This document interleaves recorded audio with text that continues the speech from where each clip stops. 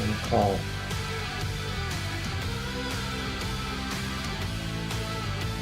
Okay, we are live, and I am trying to get Juju on the phone. Good morning to you. We're just kind of flying by the seat of our pants here this morning because I've had computer issues and I can't quite get everything to work exactly like it should. Hopefully Juju will call us here soon, and we'll get him on. And I think I got him now. Good morning, sir. Good morning, sir. Good morning. Good morning. Now I got you. So we're all good now. Okay. We're alive. I've already gone live, so we're all good to go. Four's here. G's here. Yep. You're here. We'll figure out the video. I could see the audio moving, but I couldn't hear you, and I don't know why that was happening. But we got you on here anyway. So good morning to you,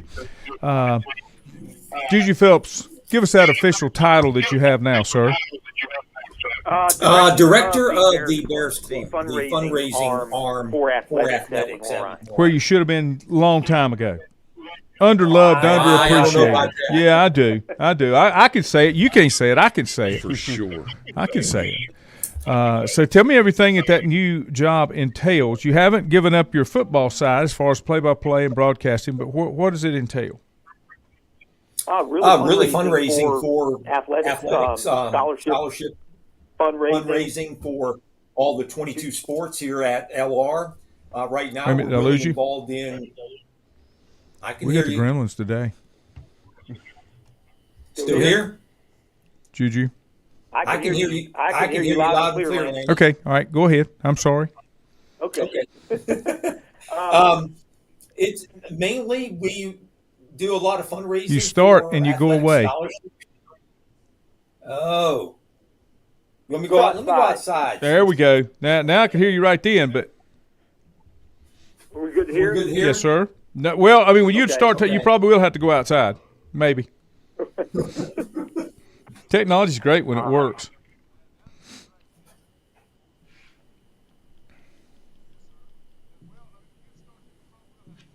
All right, so all right, so you asked about the Bears Club. Yeah, tell me what you're doing. Yes, sir. We're good now. Right now, we're doing a lot of fundraising, getting ready for the football season, mainly for scholarship athletes of the 22 sports at LR. Right now, we're busy with football, volleyball, some of the fall sports, getting ready for the season to start next week for football and some of the other sports as well. But mainly, it's the fundraising arm for athletics, and what we do is, have membership drives and that kind of thing, and we've been really busy with that, learning all the ins and the outs, setting budgets, kind of running a business. Well, college athletics is a business, and people don't like to look at it, but it is. It takes a lot of money to fund athletics, just for the facilities and all the things that go along with it. So there has to be money that's raised and fundraising that goes on. LR has done a really good job with a lot of facilities improvements, and it's been across the board. It's multiple sports, whether it's male, female athletes. They're trying to make sure everybody is well taken care of. They are. They've added and improved and rebuilt and built new facilities. Women's softball just last year, baseball a couple of years ago, and of course football now. I think third or fourth year with the new Moret Stadium. They're also upgrading some other facilities as well. The Neil McGahee Performance Center. They're doing that for all the athletes to use. Again, I think the main drawing part is if you can get the kids on campus, it'll sell itself, and that's what they're trying to do right now. Well, it is one of the finest Division II schools, especially in this area as far as facilities are concerned. Now, I know you've been attending some football as well. You'll still be in the booth on Saturdays with those games. Give us a little breakdown on how the Bears look early. I know they're in the national rankings. They are ranked 14th in the writers' poll, 17th in the coaches' poll. They're getting ready for their season opener next Friday, the 29th. They go to West Florida for the very first time down in Pensacola, Florida. And West Florida is a nationally ranked program. They won the national championship back in 2019, and they come in ranked 11th in the nation. So they are a very strong program. Right now, LR is watched their final scrimmage last night. They have approximately 140 players on this Division II football team. That's hard to. I don't know how the coaches do it to keep up with everybody, but they had their second scrimmage. They're getting set. 10-3 a year ago. That's good. They won 10 games. They won a playoff game. I think they have higher aspirations, maybe making a run in the playoffs.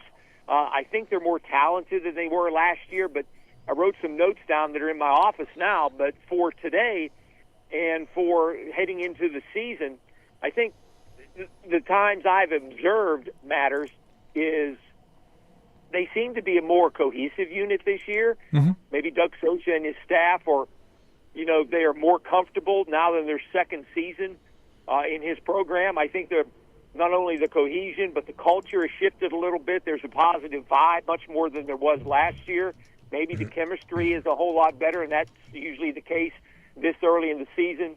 They've added approximately 50 to 55 new players, about 25 kids from the transfer portal. So they're trying to mesh the new guys with some of the guys that were back and returned. So, there's a challenge right there. But to get the team ready and the culture and shifting the culture to where it was before has been, not say a tough job, but it's been something that's anytime you're going to put 140 kids together on a Division II football team like that, it's going to be kind of tough to get everybody on the same page. But it's like jumping on a moving train. You just got to get on board and hold on, and here we go. The Bears are about ready to kick it off in about a week.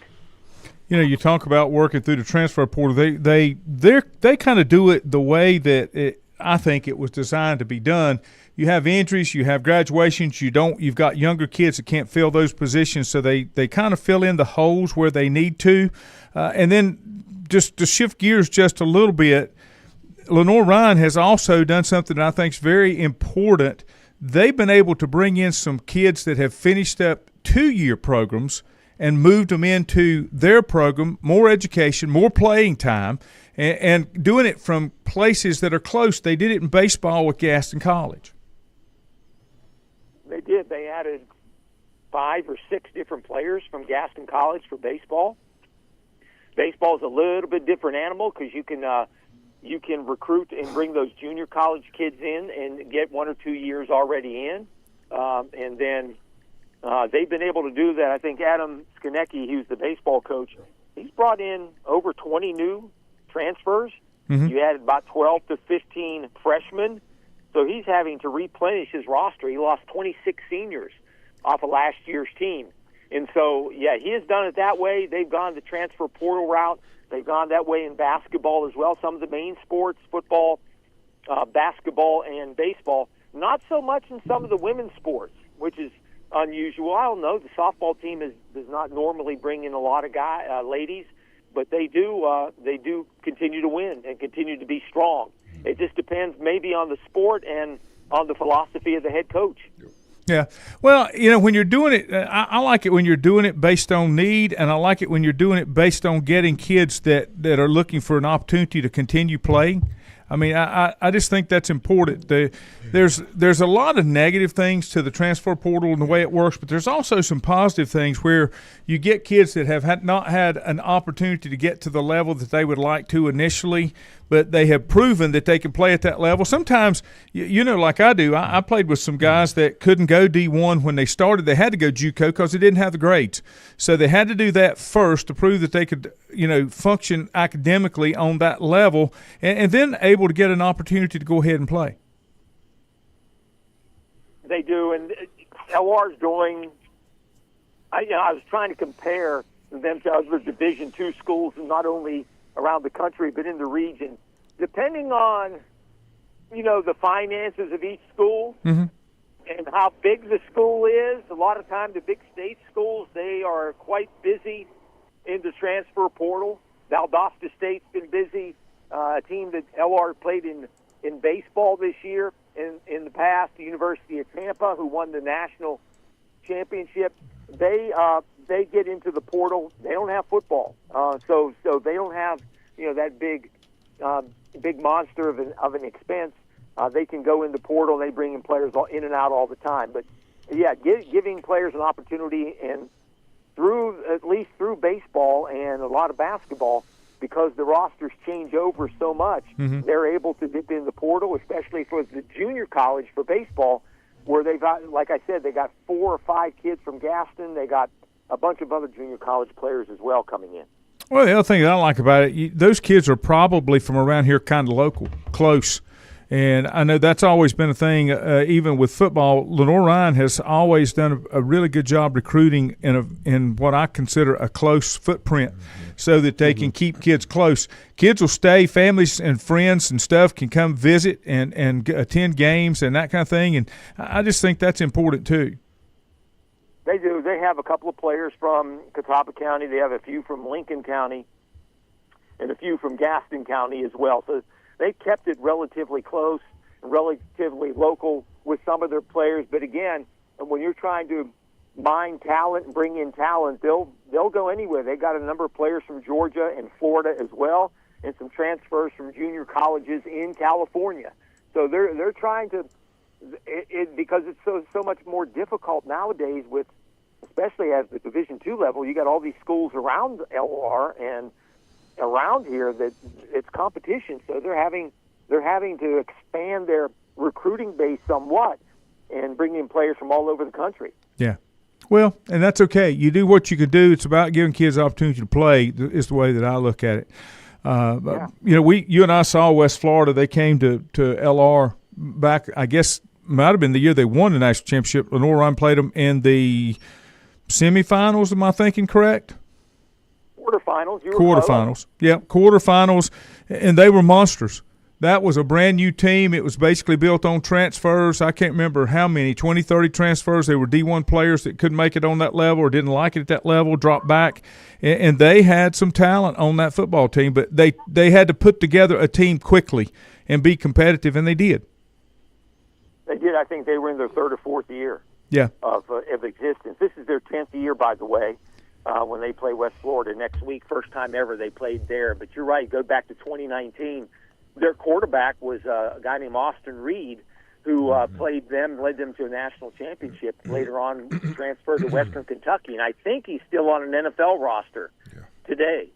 So yeah, they have some guys that they've been very, very good, especially the last few years. Their head coach, is a young guy. He's only in his 3rd year, maybe, but he was the offensive coordinator back in 2019. On that team. So, yes, he has been around the program for a number of years, and they are a team to be reckoned with for sure. Well, I always say, you know, folks talk about they still try to do it today, and today it's not really an issue. You have kids that move, well, I'm going to go to this school, talking about high school, because I'm not getting the exposure. If you're not getting exposure, you're not going to play at the next level, because if they can find you. I go back that they could find, you know, they found me at West Lincoln, and we were terrible 50 years ago. And there was no social media. We were still doing film on black and white 8mm. So, you know, that's not the case. They're out there looking for talent, and they can find you if you can play. I've always felt that way. May not be where you want to or at the level you want to, but if you prove yourself, especially now, you have the opportunity to move on through the system. Yeah, there's so many ways you can get that out there and to see. Good morning, y'all. You're talking about the kid that went on to Western Kentucky after playing Division II, and then he's still on an NFL roster. That shows you right there that he went through the system. He took advantage of everything that he could to try to make it to the level that he wanted to play at. Yeah, you're absolutely right. He has been in that program for West Florida. It's just been outstanding for 6 or 7 years, and that's going to be a tough test for their first game of the year. Going on the road, never played at Pensacola before. It's on a Friday night, same as a high school football night, but they're using it as a business trip, leaving down Thursday morning, coming back right after the game on Friday. So it'll be a quick trip for LR and a good test early on for this really young football team. We didn't touch on it too much, Lanny. We'll maybe talk about it next week, but LR will open the season. They got 4 quarterbacks on their roster, none of which have ever taken a snap as a starter in college football. So that might be the biggest question mark heading into the season. Well, and you never know. So that's why you lace them up and go play them. Sir, I appreciate your time. We're going to try to do this on a weekly basis. We'll get the video portion straightened out. Don't know why that's not working, but I'm not having my best luck with technology here lately. It's kind of been a challenge. But have a great day, my friend, and we'll talk to you soon. All right. Thank you, Lanny, as always. See you guys. Thanks, buddy. See you, man. Yeah, Juju in a brand new position, he'll do a great job up there with that. I mean, there's not a bigger believer in Lenore Ryan University and athletics. I mean, going all the way back to me and him got LRC on our diplomas. That's how long ago it was. Yeah, it was not. I saw Juju about 2-3 weeks ago at the Hickory Tavern, and he had a group that he was in there. A lot of former players. Mark Midget was one of them. Some of his teammates, they were in there talking about fundraising, and so he's fully engaged. And, and he always has been. Sure. And there's not a better guy to represent that university and what they're trying to do and the direction they're trying to go. Right. And he's just the best, and good for LR, good for Juju. Like you said, there's some things with him long overdue. Yep. Good morning, Freddie, Joan, Luke, Travis, Milton, Honey, Scott, Stephen. Glad to have all you guys with us this morning. I heard something this week, G. I'm going to get your take on it. Oh, no. Is it about – No. Okay. No, they're just going to pin a check for that. That's not a problem. Yeah. Harbaugh's been banned for 715 years. Yep. It's all good. Here's my question to you. I want to talk on NFL. I got an NFL question. Okay. And I listened to the question, and the more I thought about it, the more it made sense. In college, when you change like a coach changes over. Yeah. A different philosophy, a player may not fit the system, okay? Yeah. Let me ask you about a guy that is being paid a lot of money, has not delivered. If it weren't for the team he was on, if he was on a different team with a different coaching staff, would he have more success? And who I'm talking about is Dak Prescott. The Dak Prescott helps him – if he can win being a Cowboy, because those guys that win that are Cowboys, they have those forever contract. They have those forever legacies out there. Yeah. But I'm not sure that the franchise is not doing him a disservice. I don't think he has the coaching that he needs. I don't think he's utilized the way he should. If he is a very good, serviceable, manageable quarterback. He can't throw the ball 40 times in a game. That's not what he's built to do. So if he were on a Shanahan team, or he were on a Sean Payton team, or a team that would be more adapting to what he brought to the table. Do you agree with that statement? There are some quarterbacks that just don't fit where they're at, that maybe to a point are held back. Matt Stafford's another one. He got out from under Detroit, went to L.A., and became a star. Yeah. And he couldn't get anything done in Detroit. Is Dak Prescott one of those?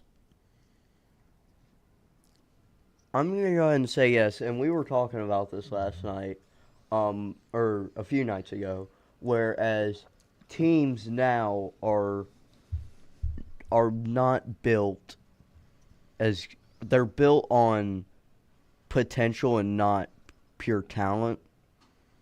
And we were talking about this too. I think Lamar's in a good situation to where they can pretty much go college style and run read option. The reason is he's got a coach that is willing to utilize what his skills are. Yes. Instead of trying to mold him into something that he's not. Yes. Purdy is in a situation which has changed, but he's in a Shanahan offense. Dak, they gave Dak some new weapons. I know, shocker. They drafted offensive linemen in the first round. Also, they seem to draft linemen only named Tyler. Who's that? The Cowboys. Yeah. And I think it's just a simple name that Jerry can remember at his age. But they put George Pickens around Dak. They re-signed their tight end. The offensive line, well, yes. But that's the point that I'm making. Yeah. They don't have a GM. Yes. They don't have a GM that knows football, that really knows how to build a team around Dak. Yeah. So, and they got an owner. It's amazing. It's the same guy. Mm-hmm. They got an owner that can't get out of his own way and put a coach in there that could do something because he can't give up the control to the coach. He had one of those. He won Super Bowls, but he needed all the credit, so he got rid of it. Going back to Jimmy Johnson. I think this is right. What was McCarthy's record last year? 12-5. The year before, 12-5. The year before, 12-5, but it wasn't good enough. And I think that's right. I need to look that up, but I'm just going off memory, okay? So I could be wrong. There's so many issues. Dak has some of the most impressive stats in the league the last several years. One of the top tier quarterbacks from a stat standpoint until playoff time comes, or like anybody can, he gets injured. And I can't name one person on their defense. Okay. Offensively, Parsons. Not necessarily. But what I'm saying is that and you're right, Parsons is a household name. I'm talking about that is actively participating. Right. And then you have, a subpar running game. You have, wide receivers that have come from other places that have had maybe issues, and I'm kind of like Garrick. I really don't understand, and I'm not supposed to. That's in-house with them. That's their philosophy. But just looking at Atlanta from the outside in, I don't understand, the complexities or simplicities of building what they're trying to do. It's almost like it's just a branding thing. They don't have a plan. They don't have a direction that we can see. When Jimmy Johnson was there, it was very clear. He's trading great players to get future great players that he believes are going to translate from the college game to the NFL game. He really felt like Troy Aikman, was going to make that transition from a pretty good college, quarterback. Now, I say really good, no, pretty good, to a very, very good NFL quarterback because of his leadership capabilities. Yeah. And then his talent was just flourished.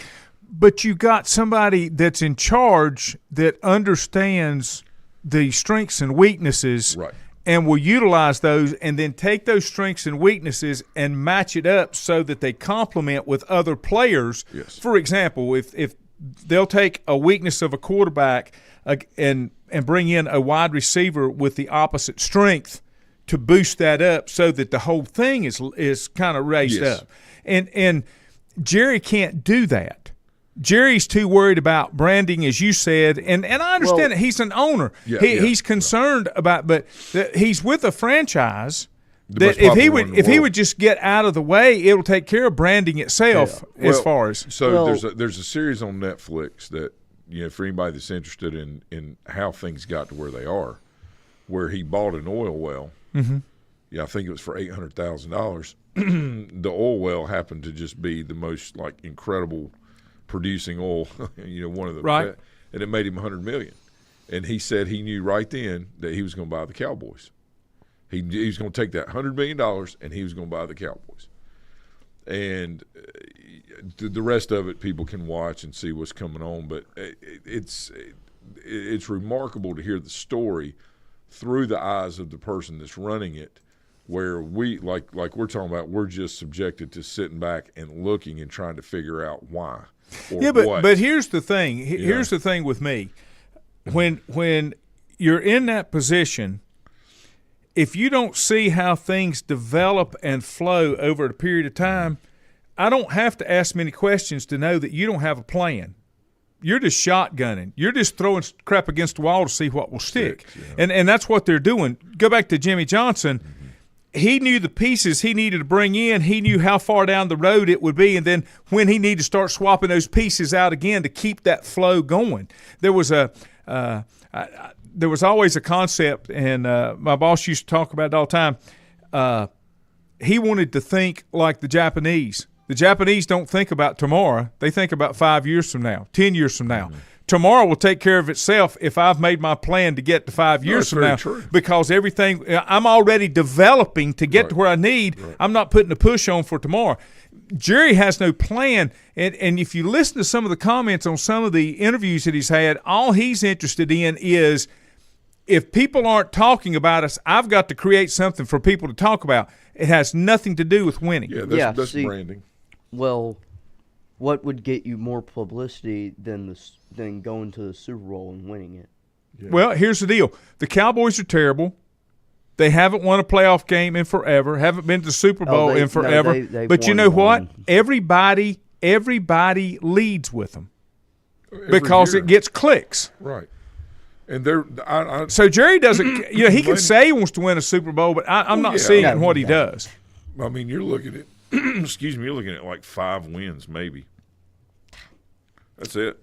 Yeah. Who are they going to beat? They're not going 500. No.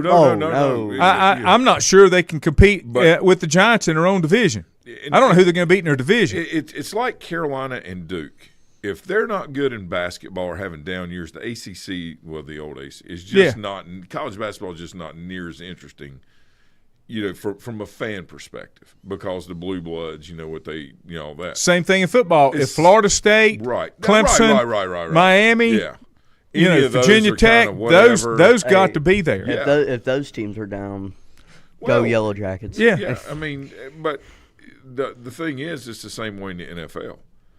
If Dallas is not sitting there, piquing your interest, then things just, from a fan perspective, to keep it interesting, you want those rivalries with the Eagles and the Redskins, the Washington team. Redskins. Redskins. And the Giants, who may be a little better than people think. I'm gonna tell you something, Jackson Dart. Yeah. Lanny, preseason fine, all this, but what he's doing is he's making throws in windows. Mm-hmm. And we talk about translating from the college game to the pro game. This guy playing for Lane Kiffin for a few years, he's a little different. And he's got a very good understanding. Just when they replayed some of the throws that he made and watching how things work, he's throwing into windows. He's not throwing to receivers. I mean, there is a huge difference because he's letting things develop and leading into the development instead of reacting to it. And it is a different – it was impressive. Let me ask you another question. This was another topic that I've heard this week. The teams that seem to be more successful, okay, I'm not saying Super Bowl contenders, but are more successful, are the teams that when they make picks, they make draft picks, pull a player in, and it doesn't work out in a couple of years, they cut their losses and move on. They admit their mistake. Yes. And move on instead of just holding on. You know the saying that the definition of insanity is doing the same thing over and over, expecting a different result. And I think it's the same thing.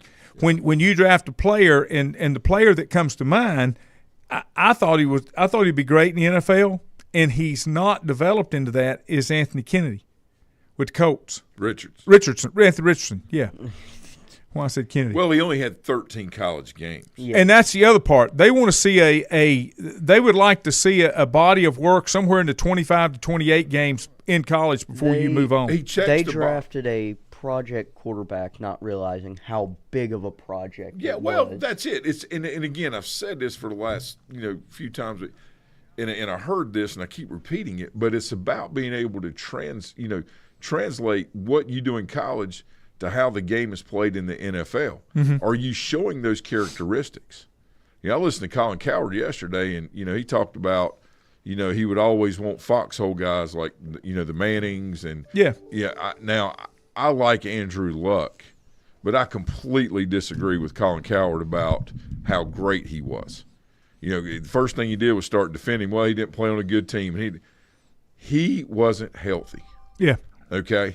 And I don't know, he just for whatever reason. But a big part of that was he didn't have the pieces around him he needed to stay healthy. But I got to tell you, I don't disagree with that. Because I don't think he had that history when he was in college. But I don't disagree with that. But at the same time, that's when, greatness is elevated and you're able to pull things through by leading, and willing things to happen. Mm-hmm. And, I don't disagree that things around him weren't functional.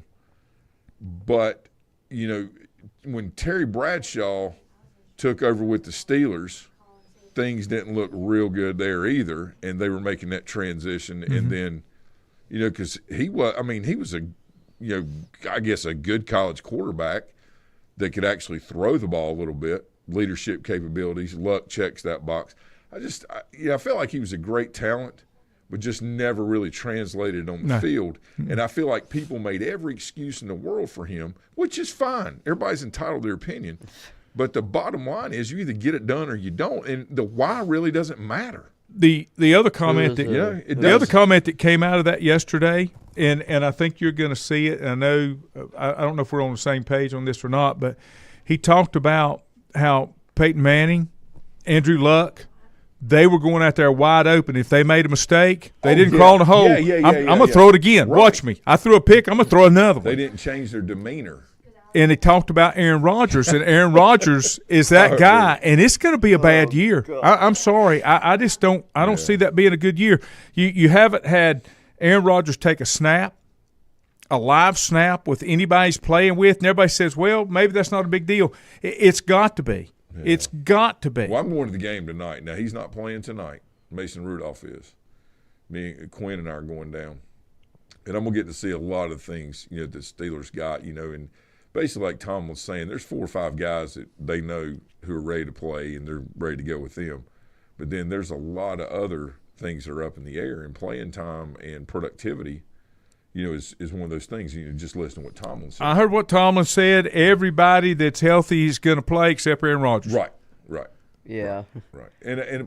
But the thing about it is it more valuable to have him take reps and do things? And I'm not defending. I'm just asking the question. All right. Is it more valuable for him to take reps, which he's been doing for over 20 years, okay, in a preseason game to get ready for the season versus the potential of tearing an Achilles again or getting a blindside hit? What do we talk about all the time?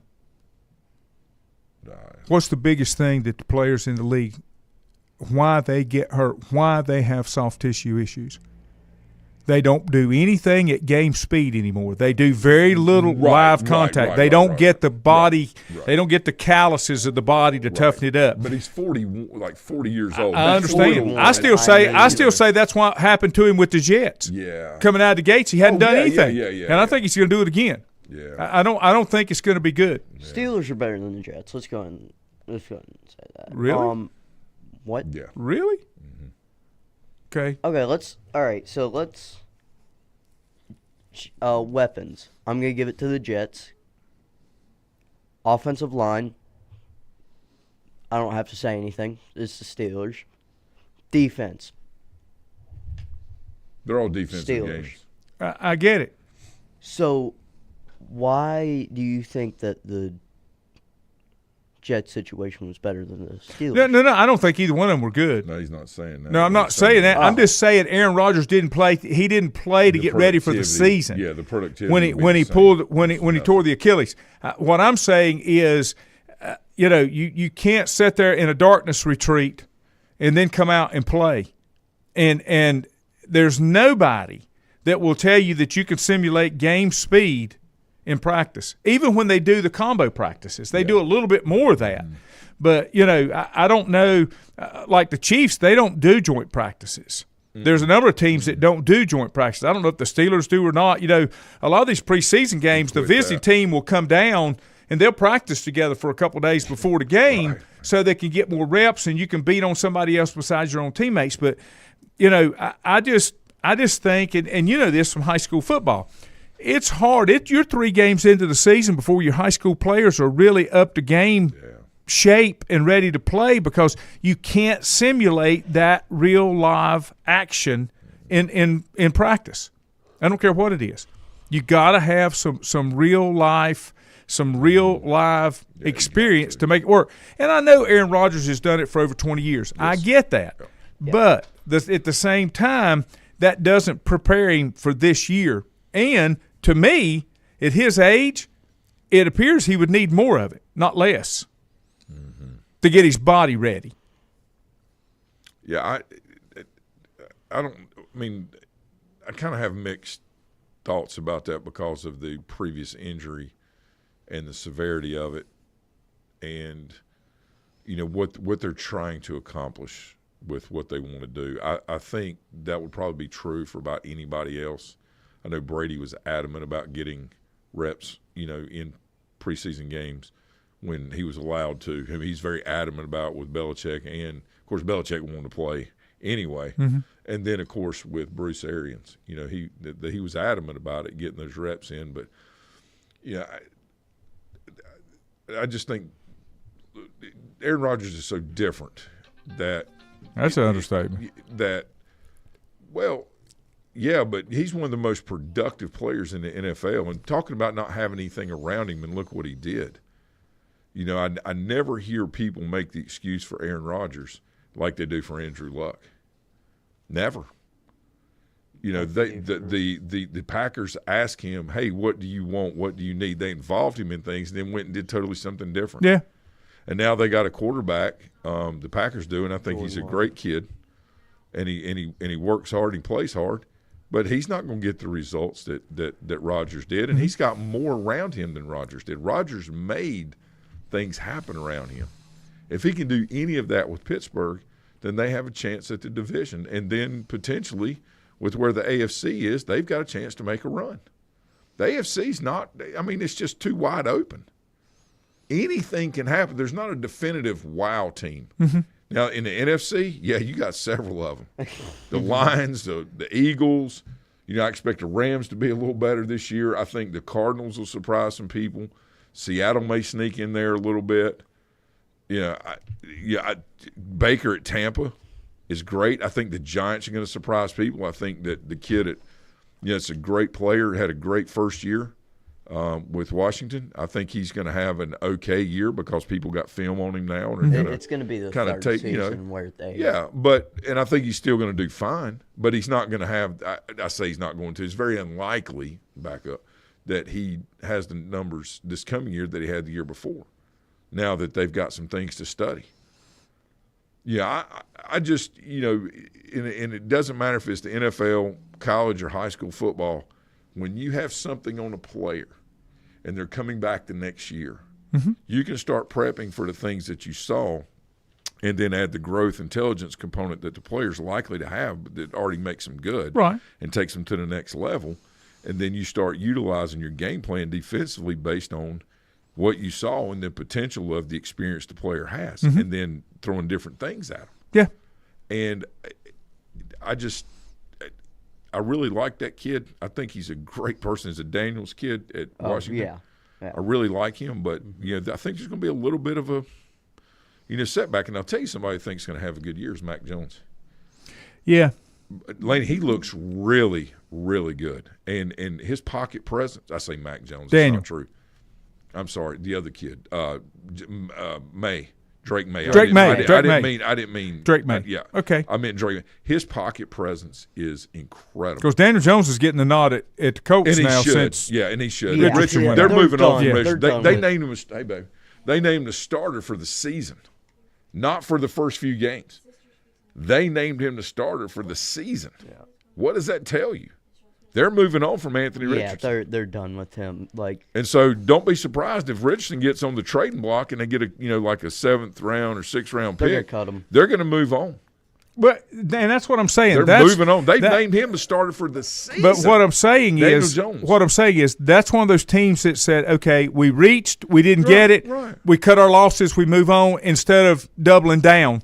Let me ask you a question. G and I talked about this the other night, and you are a lineman and you understand these things, offensively, right? How important that is. You played there at the next level. You know what this is.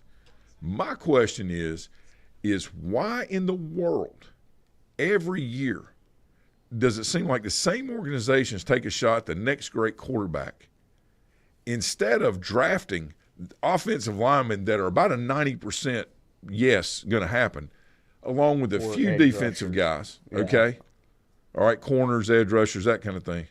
Why not draft those players higher and then go get a quarterback that is proven and pay them the same money that you're basically paying the rookies over the 5 years? You're right. The philosophy is you've got to have the quarterback first. Okay, you got to have the quarterback first, and then you go spend your money putting pieces around him. Crazy. That's why they go for the rookie quarterbacks that they can, and it's money. It's based on money.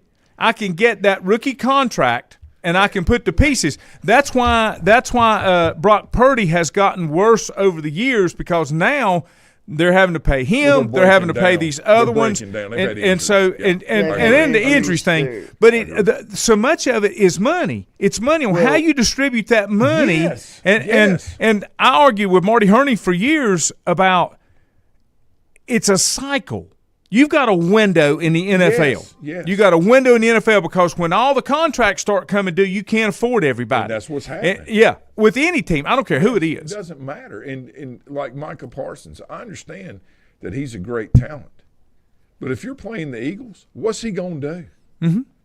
They're running the football, and they're going to blast him, and they are going to go after him. They're going to put Dickerson and two other guys. They're going to pull him, or they're going to put in one of the big fullbacks. Yeah. And they're going to go get him. The pass rushing thing doesn't matter. Jalen Hurts, can he throw the football? Absolutely. Yes. But he can also handle and take care of the football and distribute it. Well, in the decision making, and they don't count on him to throw it 40 times. And you know what, he can, but they don't. But that's not what they rely on to make him work. Yes. That's right. And that's what makes him effective. Yeah. See, here's the thing: Parsons is a lot like Trey Hendrickson. They are very good pass rushers, but their run-stopping ability does leave something to be desired. Mm-hmm. Unlike the Bosas, unlike T.J. Watt, who can do both. It doesn't matter. You can't blast a Bosa Crosby, or a Watt. You can't. Hutchinson. Aiden Hutchinson is a great example. You can't, like he's saying, you can't blast those guys. You can't kick them out. It's not happening. Well, I think so many Crosby's players, a great example. so many players have gotten to the point, or so many franchises have gotten to the point to where they're zeroing in on such a specialist at a position that you can't do it because there's too much diversification on the other side of the ball. Right. Why do you think depending upon who you're playing? No, you're right. And from a lineman standpoint, I mean, if you got it, let's just say you got a division that inside your division you've got 3 out of your 4 quarterbacks. All they do is pass. They're run and shoot. That their offense has to go with the quarterback and his success of passing. Yeah. Then in that division, you would want strong defensive ends, okay? Because that's what you're going to see to get out of your division. Right. But you got to start doing some hybrid. Think about it this way: the NFL used to. You had your big fat boys in the middle on defense that could give you that inside push from a rush standpoint on a pass, but they were also run stoppers 100%. Because they generated that pressure from the inside. They didn't have to have that blazing speed from the outside. They did the push from the inside. Then they had guys that could just capture from the outside. That way it was two function from inside as far as the defensive line was concerned. NFL saved itself from going down the same road Major League Baseball went down when they didn't outlaw the tush push. Yeah. There's nothing illegal about running the football or assisting from behind the runner. It used to be. It was. Right. What I'm saying is the object of the game is to advance the football and cross the goal line. It doesn't matter how cute you want to get with it or how innovative or I'm so much smarter than everybody else, look at my plays and all that. What it comes down to is blocking and tackling and not turn the football over. And what's happened is the Eagles have a set of men that are 5, 6, 7, 8 deep. Yep. Okay? They're going to line up and they're going to motor grade you. And defenses aren't built for that. Right. Just like in Major League Baseball, if I see a guy that's up there just pull, I'm going to take and put the shift on. Well, yeah, you can do that, but just not past this point. The whole idea is to set your defense according to what you're going against. Well, yeah, but, no. All this fairy tale, going out in the, pixie dust everywhere. We're going to make this better. It's crazy. The true intent of the game of football, the field is not wide enough, okay, to spread out 11 people and then just start seaming everybody and expect to be successful long-term over that. Yeah. Now, short-term, sure. No problem, because it's based on who you're playing that week. But if you go against somebody that understands how to play and scheme against a zone stretch, all right, inside or outside zone, some veer action, like a Brent Venables, okay, that understands how to play option football, defend it, then all that stops. If you got somebody that understands what shell coverage is and how to mix things up and give the same look, but, do things differently or out of the box that you don't understand as an offensive guy,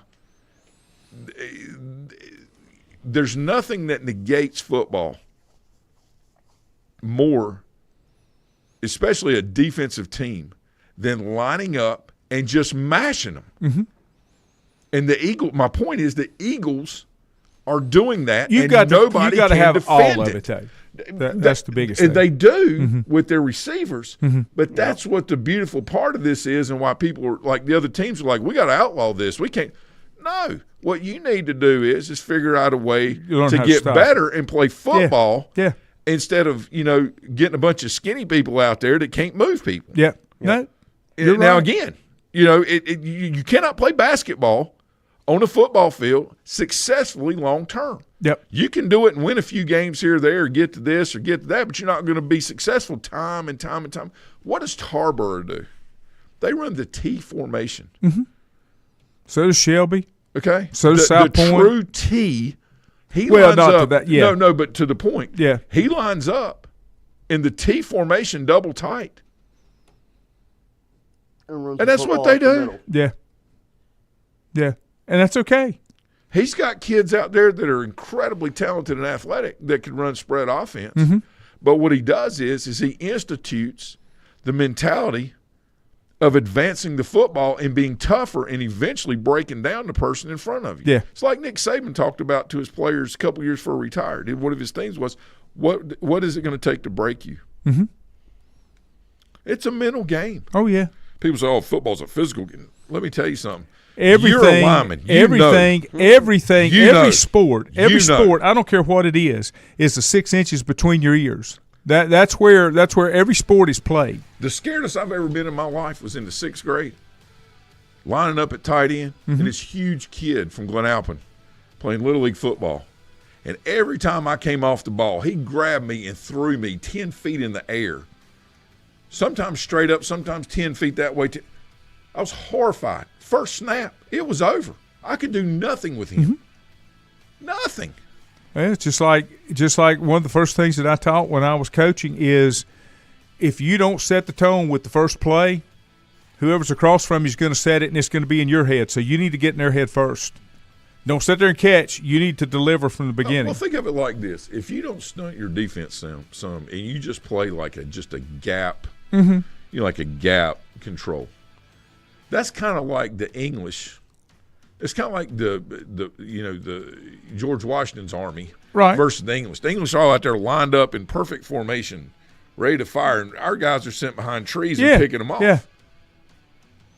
I equate that to, if I want B gap, I'm going to send 3 people in there to clear it out if you got a guy that's playing there. I don't care what the other 7 or 8 are doing on defense. Yeah. But if you're stunting people and they don't know where you are, now I'm not saying every play, right? And it's all about, are your cats, like Saban says, are your cats better than their cat? Well, it's about the mental side. Right? So much of it is the mental side. I just, it baffles me. Yeah. And it doesn't make anybody wrong and me right. I just don't understand. I hear people say all the time, well, this is my defense. Well, it might be, but how effective is it? Well, I don't understand all this other stuff. I understand my defense. Well, I really don't know what that means. Yeah. Cabbage is awake, Addison. The mental game against the wing T offense starts way before the game. There's nothing worse than playing defense against one of those offenses. And it is. Right. It is. Next week's schedule will be up in the air. I got to get scoped on Thursday, so I don't know where things will be. I know it won't be a Thursday, and we'll see how things are Friday. It's hard to keep an old man down, though. But I got to go to work because everybody's blowing my phone up. Oh, yeah. Have a great day. We'll see you again next time. Take care, everybody.